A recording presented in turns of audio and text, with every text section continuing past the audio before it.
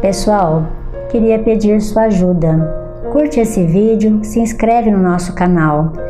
Vamos ajudar o conhecimento a chegar ao maior número de pessoas. E não se esquece de ativar o sininho. Bons estudos. Excitações químicas. Terminamos as fases progressivas do metabolismo, governando as células físicas. Os agentes de natureza espiritual se evidenciam em todos os processos da nutrição, motivando as chamadas excitações químicas, também classificáveis por quimiotaquitismo eletromagnético. Pois nós vamos ver ali o que é quimiotaquitismo, tá? O princípio inteligente tocado por múltiplos estímulos, sob o império de atrações e repulsões, aure elementos quimiotáticos, eletromagnéticos, no laboratório das forças universais através da respiração. Lembra semana passada que nós estávamos vendo quais os meios que nós temos de alimentação? Tá? Então, é isso que ele está dizendo. Pela respiração que nós atraímos os elementos de nutrição, tá? Uma das formas. Das forças universais, através da respiração para conservar-se e defender-se, preservando os valores de reprodução e sustentação. É assim que as células masculinas dos fetos são atraídas pelo ácido málico, enquanto as bactérias se movimentam, obedecendo também a estímulos de ordem química. Os óvulos de certos peixes e equinodermos, entre esses o ouriço do mar, sem a presença da fêmea que os deita, tem o poder de atrair os espermatozoides separados da mesma espécie. É isso mesmo? Separados? Aqui tem aí uma traça. Da mesma espécie, demonstrando que arrojam de si mesmos substância específica na perpetuação que lhes é própria. Entre os animais, as células da reprodução segregam substâncias particulares com que se procuram mutuamente, evoluindo o veículo psicossomático para mais altos níveis de consciência sobre as mais amplas formas de quimiotropismo constante em base de excitações exógenas e endógenas. Então vamos ver aqui, essas são umas palavrinhas aqui que estão, né, a gente entender um pouquinho. Vamos, como espiritismo é ciência, então nós vamos entender um pouquinho essas palavras. Então, quimiotaquitismo. Ele já tinha falado aqui, o André Luiz, é a propriedade de atração ou repulsão do protoplasma, que é a massa celular, em relação a certas substâncias sobre os seres vivos. Exemplo, os espermatozoides quando caminham em direção ao óvulo. Isso é chamado na ciência de quimiotaquitismo, tá? Qual que é a outra palavra enorme que tem aí?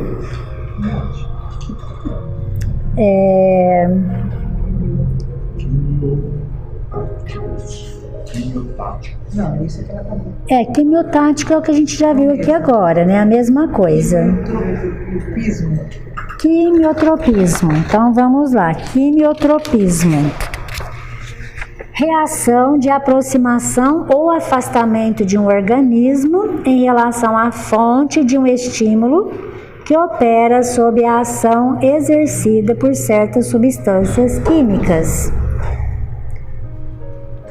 Reação de aproximação ou afastamento de um organismo em relação à fonte de um estímulo que opera sob a ação exercida por certas substâncias químicas. Ficou claro?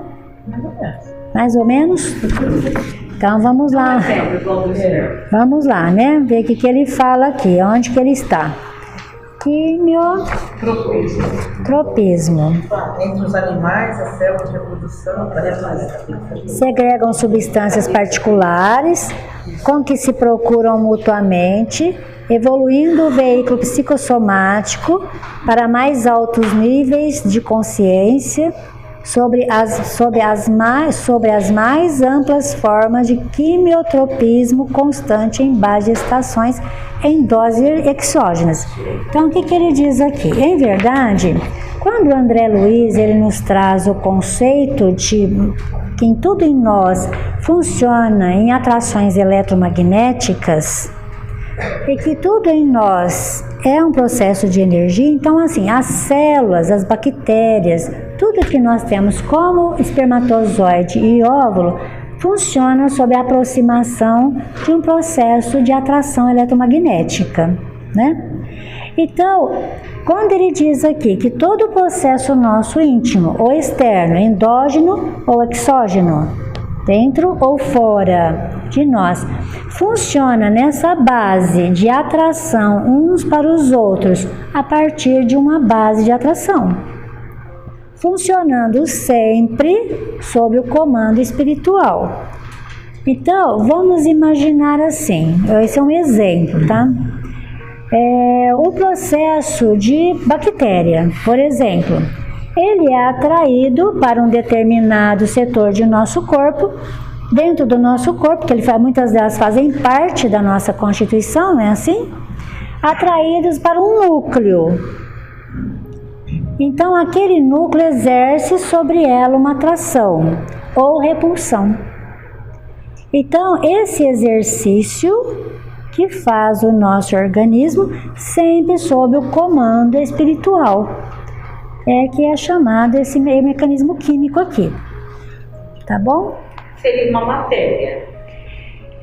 É o processo. O quimiotropismo é o exercício dessas matérias químicas, tá? É o movimento delas a partir de uma base de atração. Comentário. No caso, não podemos entender que tanto pode, ele quis dizer, numa condição sexuada e assexuada. Porque ele cita o exemplo do isso da parte externa, que na segunda palavra que você leu. E na primeira palavra que você leu, você citou o exemplo da corrida, né, dos espermatozoides em direção ao óvulo. E na segunda parte é uma situação externa, ou seja, não existe um contato direto, e sim uma ação assexuada, mas onde há o processo de desenvolvimento regido pela parte externa, né, no caso que são os espíritos. Então, tanto na endógena quanto na outra, endógena e exógena, existe a posição do controle dos espíritos. Quando ele fala aqui, na verdade, em quimiotáticos e quimiotropismo, ele está falando dos movimentos de atração dos elementos químicos que compõem essa organização aqui que nós somos dotados, que veio desenvolvendo ao longo dos séculos, dos milênios. Então, como é que se operam essas atrações e repulsões através de meios eletromagnéticos de toda essa funcionalidade química que é esse universo físico que foi se desenvolvendo para a gente habitar? Então, ele está falando aqui para a gente de como foi o processo ao longo desses milênios para poder desenvolver o nosso sistema de respiração, né, e a alimentação através da respiração, como isso se opera, inclusive a questão do desenvolvimento da sexualidade, como se atraem esses elementos, né, que são da funcionalidade nossa de reprodução, Então, do espermatozoide, ele vai dando exemplos dessa forma para dizer como é que esses personagens se atraem, né? Eles se atraem dessa forma, por esses estímulos eletromagnéticos, né? Que ele chama aqui de quimiotáticos, mas por que chama isso? Veja que ele vem falar aqui de quimiotropismo, né? Ele fala, deixa eu ver se é aqui que ele fala do ácido ácido. Não é esse. Não. É que depois a gente perde, né, a ordem aqui.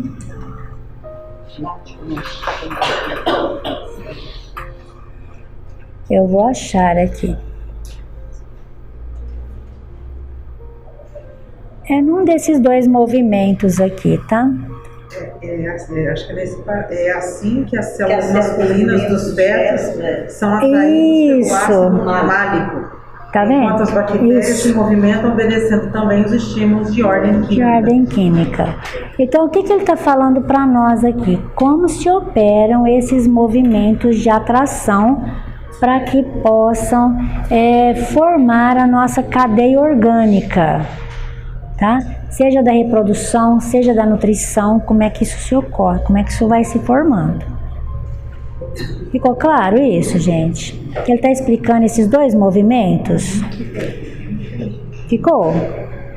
Tudo certo? Posso perguntar? Sempre a inteligência espiritual, a inteligência superior, age nesses mecanismos. Sempre. Veja bem, quando nós nos encontramos lá no princípio de tudo, são as inteligências superiores que governam. Aliás, eu acho que sempre, né? Até hoje, elas estão governando a gente ainda. Mas nós hoje já conseguimos, em parte, dominar esse processo, conduzir esse processo. Como um autômato. Como, na verdade, um orientador, um dono já disso aqui. Porque, na verdade, toda essa equipagem aqui foi desenvolvida para a gente habitar. Então, esse corpo não é um acidente. E é isso que o André Luiz vem falando aqui para nós. Isso aqui não é um acidente de percurso. Isso aqui, para chegar a esse ponto estrutural aqui que nós habitamos hoje e que obedece à nossa mente, porque hoje toda essa equipagem obedece à nossa mente, a nós espíritos. Então, para chegar nesse ponto, onde tudo funciona dessa forma, foi através de todo esse processo aqui que o André Luiz está nos dizendo. Evolutivo, um processo evolutivo. E devagar, e tudo sendo formado, tudo sendo elaborado, tudo sendo organizado, né? Mas organizado por quê? Porque havia mentes que coordenavam tudo isso, superiores. Quando esse organismo chegou no nosso momento, que nós espíritos já dotados de inteligência assumimos esse carro aqui, então nós também começamos a assumir a condução dele, ou seja, o desenvolvimento dele também. Então, quando nós atrelamos a este carro físico, nós começamos também a colaborar com a sua formação, com o seu desenvolvimento. Estamos ficando independentes. Independentes, à medida que nós evoluímos espiritualmente, mais nós ficamos também independentes. Tá? Até chegar um momento em que nós não precisaremos mais habitar essa máquina física para viver as experiências do mundo físico. Então, nesse momento, é o momento que fala que nós viramos energia, que nós viramos luz. Não é que nós desaparecemos, mas nós teremos a silhueta desse corpo, mas não propriamente ele. É mudar a roupagem. Mudar a roupa. Né? Então, assim, todos os preceitos de Jesus a nos ensinar o bem, nos ensinar a fazer o bem, a nos tornarmos pessoas melhores como espíritos, reflete aqui, totalmente aqui.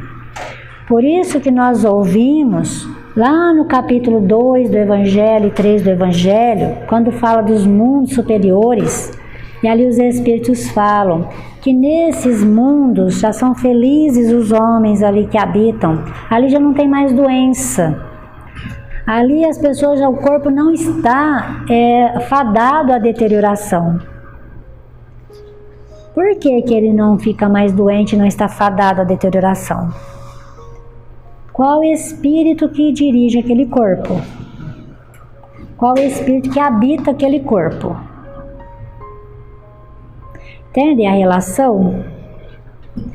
Quanto mais o espírito desenvolve, mais ele exerce esse poder químico sobre o seu próprio corpo. Ou seja, a organização química desse corpo é ele que dirige. Como nós não passamos, a ponto de se alimentar do universo, do nosso fluido próprio. Que é o que ele fala aqui nesse parágrafo, ó, o princípio inteligente, que é quem? Quem é o princípio inteligente? Espírito. Tocado por múltiplos estímulos. Quais seriam esses estímulos, gente? Vamos pensar um pouquinho, assim? Claro que vocês estão pensando, não estou dizendo que vocês não estão pensando. Mas vamos, assim, avançar um pouco mais e pensar sobre isso? Então, o princípio inteligente tocado por múltiplos estímulos. O que que estimula o princípio inteligente a funcionar?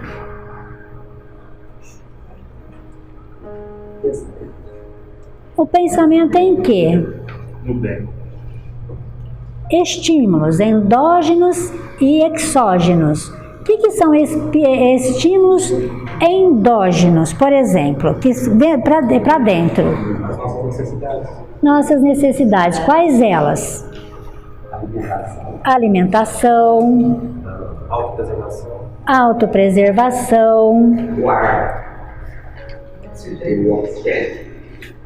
Ele entra na autopreservação, mas quando nós estamos falando de alimentação, o corpo precisa sobreviver, então ele tem fome. Água. A sede, o laço da sexualidade, que são atrações, não são? O que faz com que uma pessoa, um organismo se sinta atraído por outro? São estímulos eletromagnéticos, mas gerados no mundo endógeno. É uma necessidade do ser. Então, esses estímulos faz com que ele movimente, atraindo o outro para ele. Ativa em si mesmo setores que levam, que atraia outro para ele. Então, esse que ele fala de múltiplos estímulos. Por exemplo, no viver na sociedade, qual que é o estímulo que a gente tem para poder procurar o outro e fazer amizade, por exemplo? Afinidade. A afinidade é o mecanismo eletromagnético. E mecanismo eletromagnético é a afinidade. O que que é a afinidade? Então é assim, né?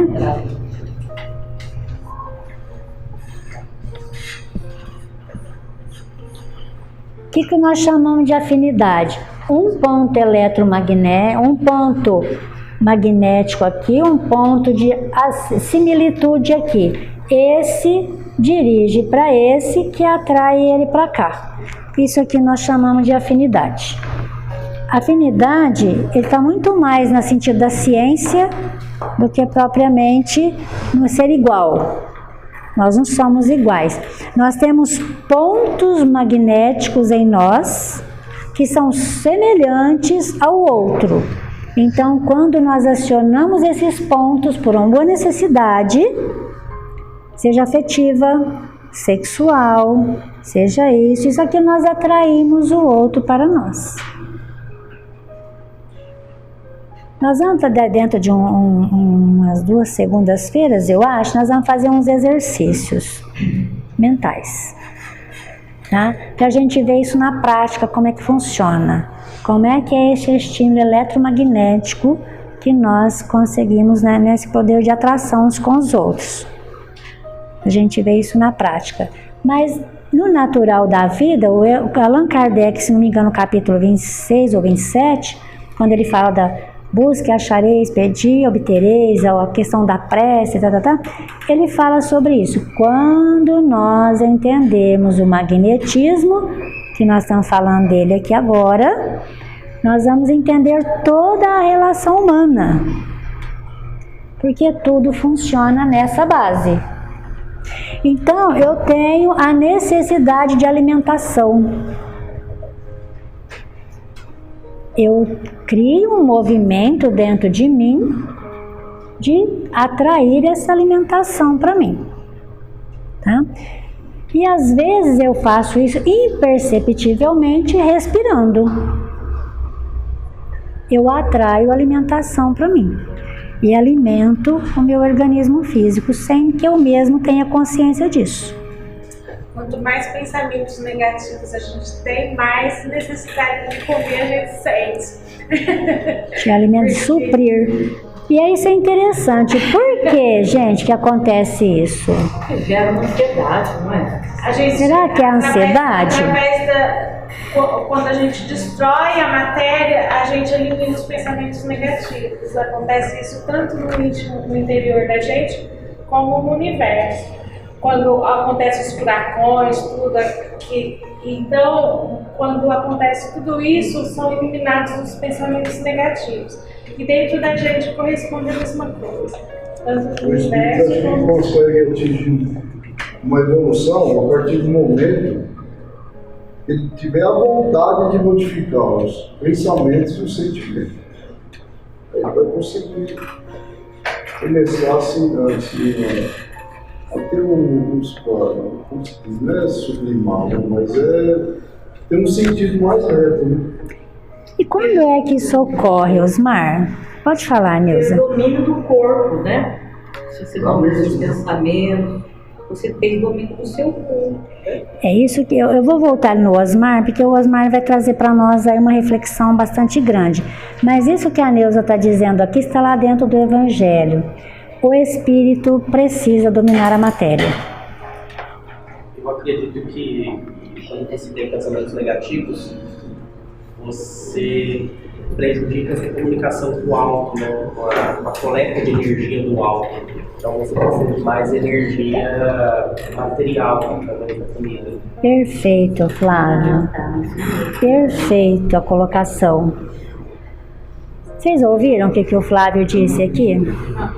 Quando nós começamos a alimentar o mal, as preocupações, nós começamos a movimentar as sombras em nós, ou seja, os pensamentos negativos, nós desconectamos com a nossa fonte. Não podemos esquecer que Deus não é Deus só. O que faz uma mãe que tem seu filho, os pais na terra? Até que ele alcance a maturidade, o que acontece?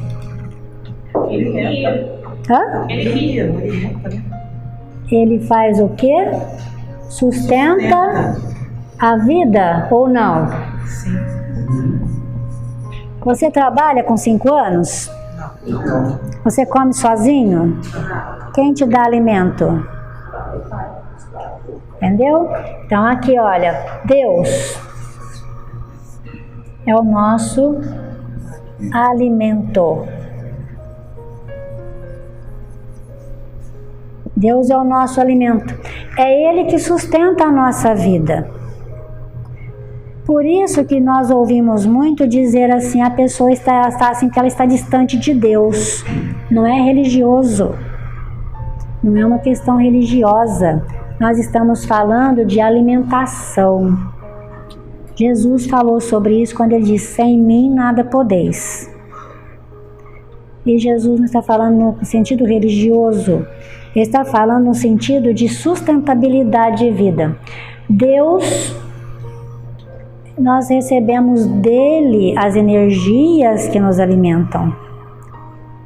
Se a gente rompe com isso aqui, nós perdemos a fonte do nosso alimento, porque na verdade Deus é a nossa fonte de vida. Deus é a nossa fonte de vida. Então Ele nos alimenta. Quando nós nos conectamos com Ele, nós não percebemos, mas só sentimos pelo bem-estar, nós não vemos. Nós sentimos pelo bem-estar que nós revigoramos. Quando Jesus falou sobre isso, Ele falou que nós saímos da oração justificados. Justificados tem um sentido. Justificados, nós saímos inteiros, melhores. Nós saímos bem. Há esse movimento que a gente chama de paz. A paz é a definição do momento em que nós nos equilibramos quando Deus nos alimenta. Como nossos pais nos alimentam os corpos terrenos e nos alimentam a conduta. Deus nos nutre. E quando nós rompemos aqui, distanciamos dele, nós enfraquecemos. Nós não sentimos força, a gente fica acabado. Por que nós estamos tendo tanto esses momentos depois que as pessoas estão exauridas? Veja bem, nós não temos que ficar ajoelhado o dia inteiro orando, não é isso que nos pede. Mas o Evangelho é muito claro quando nos diz, ninguém precisa assumir aquela atitude de oração o dia inteiro, não é isso que Deus espera. Ele fala de santificar todas as coisas. Santificar. Tudo que você, um ato que você começar, peça o amparo de Deus e ao terminar agradece. É isso que eles dizem, você não precisa parar para fazer isso. Fale com Deus, peça o conselho de Deus. Ele te alimenta, Ele ajuda, Ele fortalece e a gente fica de pé. Jesus fazia isso todo o tempo. É isso que fez Jesus caminhar com a cruz no ombro. Aí o Osmar nos trouxe uma reflexão, mas para isso a gente tem que ter vontade. Quando que isso ocorre, essa vontade? Real, gente, férrea. Quando é que ela surge na nossa vida? Quando a gente resolve mudar, né? Mas por que eu resolvo mudar? É uma dificuldade. Só a dificuldade, ela passa ou volta a mesma coisa. É uma consciência Do quê? da espiritualidade, que a gente tem que estar com Deus. Então começamos. Então nós começamos aqui a ganhar um caminho. Então, nós precisamos primeiro nos conscientizar da nossa espiritualidade. Quem quer desencarnar amanhã?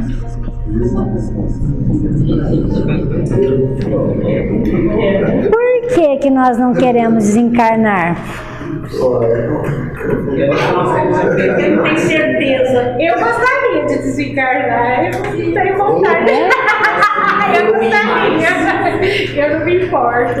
Mas se nós temos consciência da espiritualidade, Jesus dizia, eu vou para o meu Pai. Mas ainda somos muito arraigados à matéria. Arraigados à matéria. Arraigados à matéria.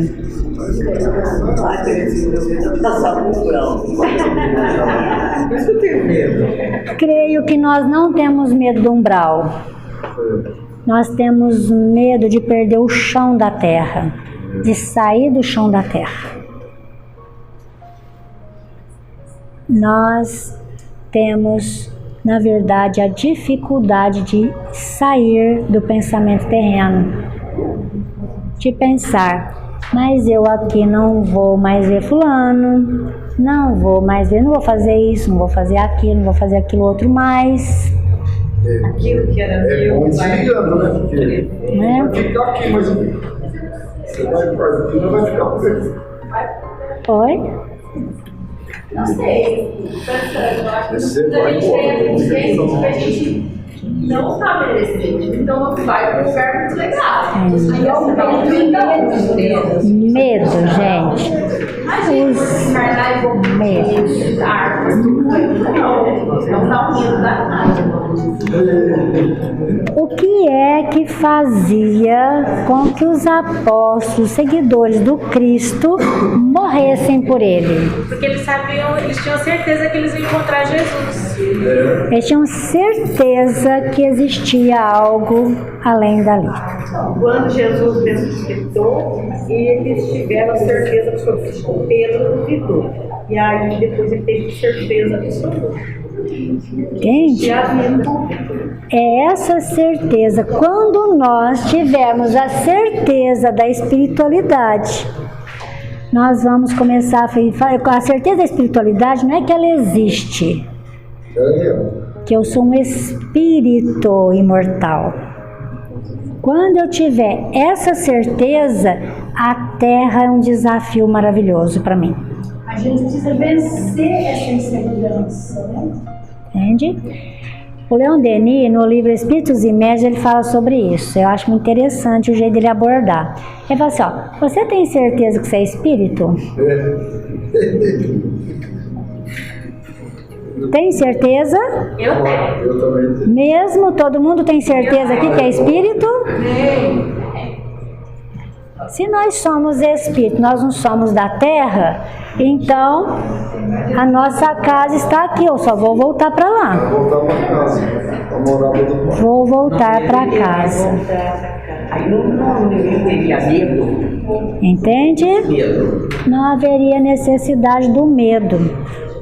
Então, em verdade, nós não temos consciência disso, não temos certeza. Porque a hora que eu entender que eu sou espírito imortal, que eu sou do mundo espiritual e eu estou numa experiência terrena, a minha experiência tem que valer a pena. Então, aquelas picuinhas do dia a dia. Depois eu vou falar uma coisa para vocês muito interessante, que eu aprendi essa semana. Estou aprendendo um montão de coisas, sabe? Então, quando eu tiver a certeza que eu sou espírito imortal, gente, eu vou me dar bem com meu marido, eu vou me dar bem com a minha esposa, vai ser uma delícia viver com todo mundo. É verdade, sabe por quê? Porque nós temos 70, 80 anos de terra, 70, se a gente for muito bem com 80, né? Mas nós temos 70 e poucos anos de terra. E nós temos a imortalidade. Isso aqui é, na verdade, um passeio. E acho que outra coisa também que colabora para a gente, que a gente sabe confiar, é a questão de que Deus é Pai e nos criou para o bem. Então, o pouco que a gente fez aqui já andou um pouquinho. Já andou, claro. Não precisa ter tanto medo no umbral. Então, essa questão de umbral é tudo coisa da nossa cabeça. Se a gente ficar focado nele, a gente vai para ele, porque ele é uma criação mental. E aí, esses dias, né? Lógico. Então, quando é que nós vamos ter a vontade de crescer e sermos melhores? Na hora que a gente se conscientizar de verdade da nossa filiação de Deus. Então, se eu sou da filiação divina, então eu estou aqui numa experiência maravilhosa. E aqueles embates do dia a dia vai ser um desafio para mim. Uma oportunidade ímpar de crescimento. Foi o que Jesus fez. Jesus pegou a linha reta. E a gente está todo dia reclamando um do outro. E aí eu descobri uma coisa essa semana fantástica. Caiu uma ficha em mim de que, em verdade, no Brasil, isso é conjectura minha, tá? Pode falar. Então quer dizer, o que a gente fala não significa que é correto, devido ao que você falou, citou a respeito desse tema agora. Então quer dizer que a gente fala, mas não consegue o espírito, é só da boca para fora. Só da boca para fora. Por enquanto é só verniz. A gente fala e acha que tem razão, e não tem nada a ver. Então. O que é certo e o que é errado na Terra? Nós temos, na verdade, é um poço de orgulho. sobra, cai orgulho de nós. Sabe por quê? É verdade, gente. Presta atenção no dia a dia. Começa uma discussão com alguém, a pessoa discorda de você. Veja o que acontece. Você não aceita. Você vai tentar convencer o outro. O que é importante? É importante ser feliz. O que é importante? É importante você ter razão diante do outro. Pensa bem. Não é? Deixa como ele quer, por que eu tenho que mudar a cabeça dele? É a mesma coisa de religião. A gente está brigando por religião porque, não, Deus é meu, não, Deus é seu, né? A gente está desse jeito. Gente, Deus está acima de tudo isso. Nós vamos ser criança brincando aqui, ó, brigando, tomando o brinquedo um do outro. E eu falo isso analisando a mim mesma. Eu não falo isso para os outros, tá? São minhas reflexões do dia a dia. Passa, eu falo, que puerilidade, que infantilidade é essa? Eu fiquei discutindo por aquilo. Eu reproduzi aquilo. Que falta de maturidade espiritual. Nós somos imaturos espirituais. E aí, essa semana, lendo um livro, eu tenho assim, lido sobre vários médiuns que não são espíritas, pesquisado sobre eles. Eu tenho descoberto que os espíritos evoluídos não estão na doutrina espírita. Que os que estão na doutrina espírita precisam ser educados. Verdade. Descobri que precisam ser evangelizados. Porque os médiuns mensageiros do alto não estão na doutrina espírita. Vou contar uma experiência. Tem uma assim, oi? Eles falam muito de educação mesmo dessa parte. Descobri. Você viu o tanto de picuinha que tem numa casa espírita? Nossa! Eu achei que você queixava. Tanto de picuinha, né? Que tem numa casa espírita é um absurdo. Eu já tive a oportunidade de conviver com, claro que assim, não todos, mas tem até exemplos negativos, mas alguns líderes, não o líder máximo, mas os que realmente colocam a mão na massa em igreja evangélica. Eles não brigam, eles trabalham pra caramba, têm uma fé inabalável. Incrível. E são pessoas espiritualizadas. Só não falo os nomes. Eu li essa semana a experiência de uma senhora. Tá parado. Agora é 10 para as 9 agora. Tá quase então. Mas parou. Parou. É 10 para as 8 lá? Pensei que era 10 para as 9 ainda, né? Mas essa semana eu li a história de uma senhora nos Estados Unidos, no Canadá, na verdade, ela mora, né? Ela está com 82 anos hoje. E ela sempre foi uma pessoa de ajudar as pessoas, fazer oração. Como é que nós temos no Brasil, as pessoas fazem uma benzeção? Ela não fazia isso, mas ela ajudava com oração, as pessoas buscavam ela conversava, enfim, fazia oração pelas pessoas.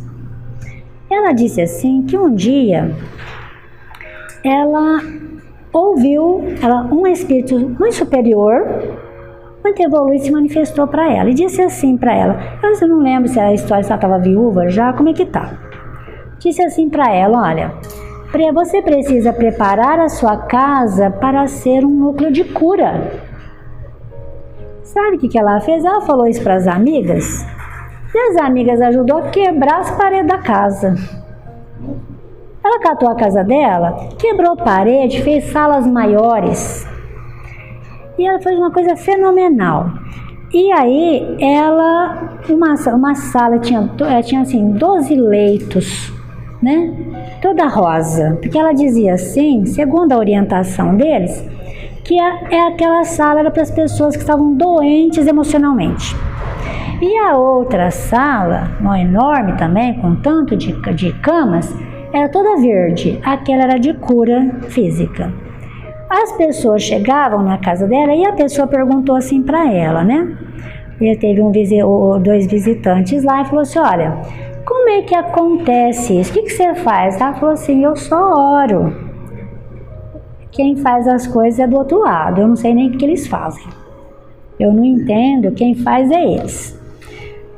E aí ela falou assim, eu só oro pelas pessoas, mas eu não sei nem o que acontece, mas elas saem bem. Só isso, nada mais. Não é da paz. Ela chega perto da cama com a pessoa, ela manda a pessoa deitar, deita onde você quiser. A pessoa chega e deita. Isso tem o dia inteiro na casa dela, gente.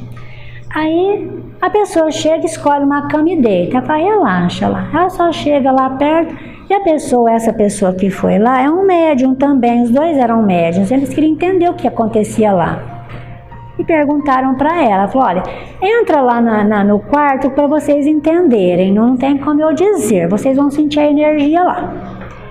E essa pessoa que também é um médium, ele falou assim que deitou uma das macas, a amiga dele deitou na outra, também médium.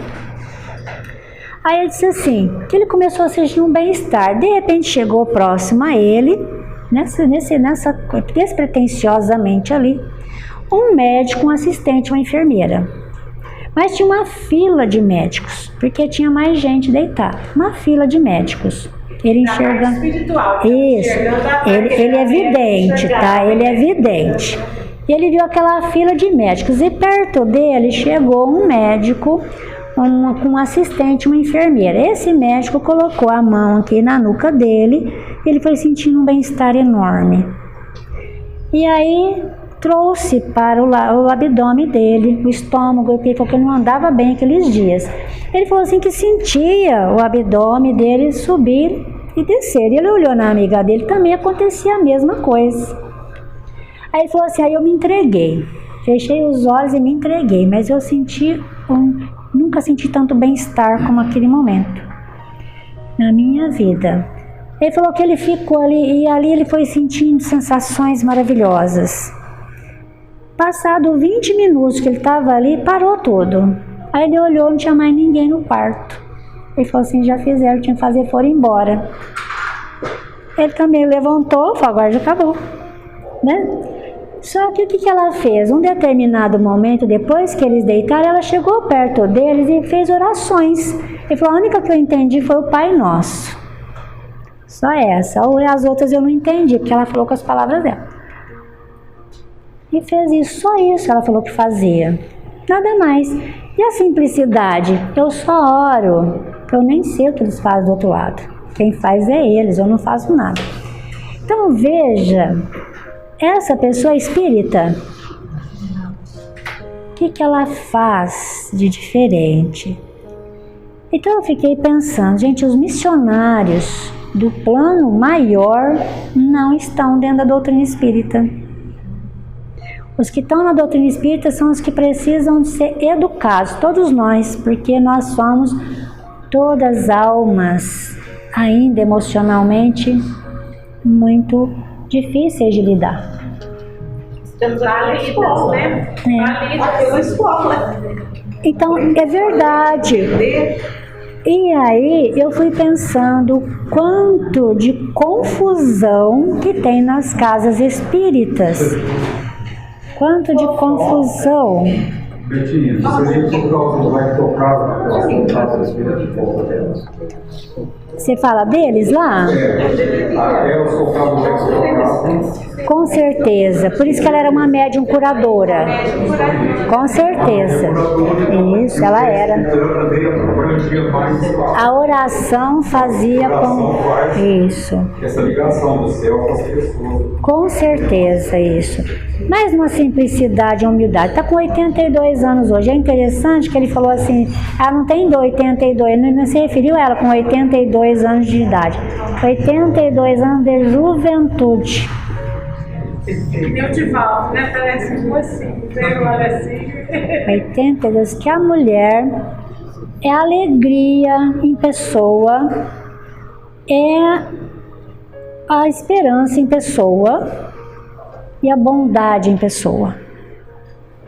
Humildade, simplicidade. Gente, não é?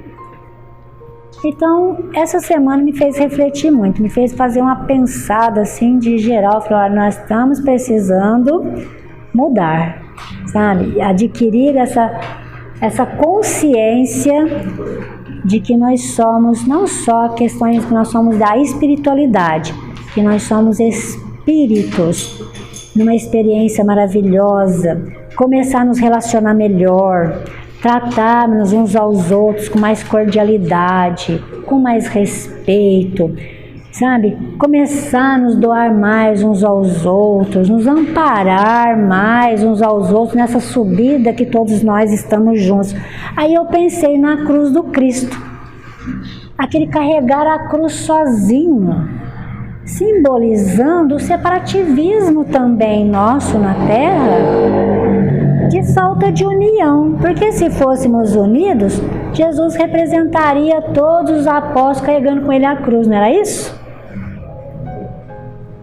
Representaria sim, e na verdade não é.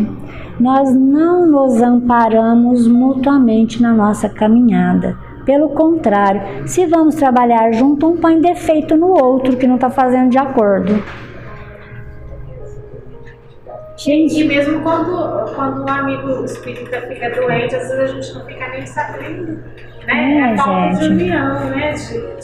De olhar, de saber cuidado. por que aquela pessoa não está vindo, né? Tudo é um defeito muito grande nosso, né? Eu estou falando nosso porque é meu também. É meu, é de todos. Sente falta da pessoa na casa espírita, a gente não vai lá saber o que aconteceu. Muitas vezes a pessoa está com uma dificuldade muito grande, né, uma doença, às vezes no hospital, ou a família, alguém da família, e a gente não é unido, né? Que nem tem determinadas religiões que eles se juntam para ajudar aquela pessoa que tem dificuldade.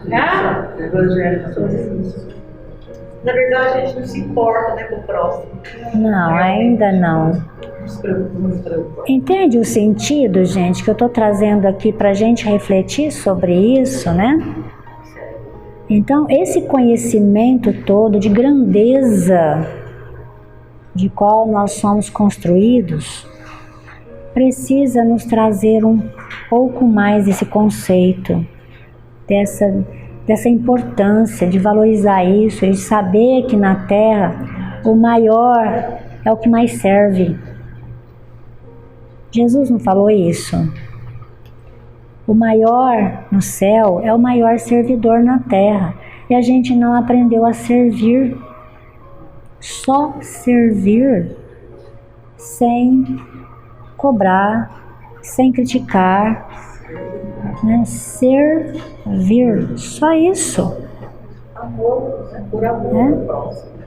Nós somos convidados a servir. Então, isso me fez refletir muito com os ensinamentos que André Luiz nos traz, dessa grandeza que nós representamos, da importância que nós temos aqui, ó, tudo isso aqui, né, formado para nós, e a gente não valoriza a vida, não valoriza o relacionamento humano, sabe? A gente, nossa, de verdade, nós somos muito nome-toque, sabe? Assim, parece que a gente é com aquelas casquinhas de ovos, né?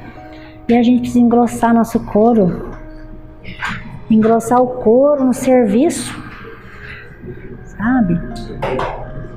Fazer mais. Eu tenho um problema assim, meu, né, que assim, eu dediquei a minha vida aos meus filhos, né, depois que eu resolvi casar, abandonei tudo à minha volta, eu abandonei para dedicar aos filhos, e hoje eu tô trabalhando intimamente para não cobrá-los, porque eu cobro, né? Eu falo assim, eu tô aqui desse jeito até hoje porque eu dediquei a vida de vocês não me ajudam, então eu quero que eles me ajudam. Então o filho não retribui o que a gente faz, e a gente tem que estar preparado para aceitar isso, né? Que você doa, mas você não pode cobrar, né? E a gente não está preparado nem para isso, né? Para os filhos, olha só, é a pessoa mais próxima da gente, né? Então é assim, é uma evolução lá quem, né? Nós temos que evoluir muito ainda, né? A gente precisa acertar nosso passo, né, gente? Precisa melhorar e dar uma aceleradinha no nosso passo, porque essa ideia, né, de que a eternidade, eu vou reencarnar de novo, Eu tenho pensado muito sobre isso. É esse momento que nós estamos vivendo aqui agora, essa convivência que nós estamos tendo junto, essa oportunidade de estarmos hoje juntos, todos desse jeito, nunca mais. Nós vamos nos ver, nós vamos estar juntos, mas de outras formas, um pouquinho aqui, outro pouquinho ali, logo, geologicamente com outras pessoas, mas olha que importância que nós estamos aqui agora. Jesus, né? Com juntos. Que experiência maravilhosa que é essa que nós temos de estar aqui nessa casa espírita juntos e juntos fazer alguma coisa. Então essa experiência é única, no lar é única, no nosso trabalho é única. Começar a pensar como espírito encarnado na Terra, né? A troca de energia que nos revigora, né? De estarmos todos com o mesmo objetivo, né? De evoluir, né? É isso. Passamos da hora, não passamos?